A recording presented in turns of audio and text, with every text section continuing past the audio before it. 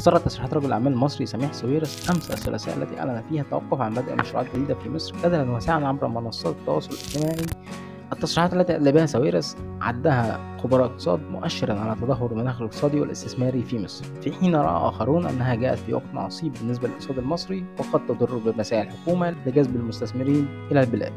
وقال ساويرس في تصريحاته: ما حدث خلال العامين الماضيين هو ما أوصلنا إلى الوضع الحالي، اقتصاد مخنوق، لا يوجد بيع أو استيراد أو توزيع، وهذا أثر سلبا على الاقتصاد العام وأثر سلبا على حجم القطاع الخاص من الاقتصاد الكلي الذي انخفض من 62% إلى 21% خلال 10 سنوات بحسب بيانات رسمية.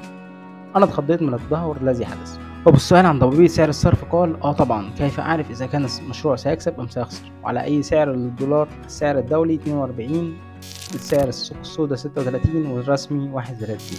هذا في حد ذاته قاتل لأي توقع من ربحية أو جدوى. تصريحات سميح أثارت ردود فعل واسعة لدى الجمهور والإعلاميين والاقتصاديين المهتمين بشأن الاقتصاد المصري. وكتب الصحفي جمال سلطان على تويتر: لما سميح ساويرس أكبر رجل أعمال في مصر يفيد به اليأس تعرف إن السفينة هتغرق رغم كل المصاحيق الإعلامية والتصريحات الوردية. وقال ماجد عبيدو: كل التقدير والاحترام لسميح ساويرس لقوله الحقيقة ولم يتملق مثل الكثيرين. القادم أسوأ ما لم نعترف بالكارثة ونبدأ فورا في العلاج عن طريق المختصين.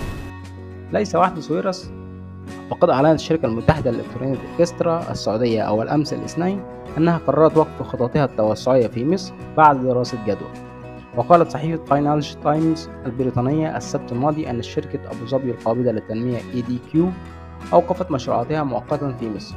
وقفز معدل التضخم السنوي في السوق المصرية إلى 33.9% خلال مارس الماضي، صعودا من 32.9% في فبراير، مسجلا أعلى مستوى له على الإطلاق بحسب البيانات الرسمية.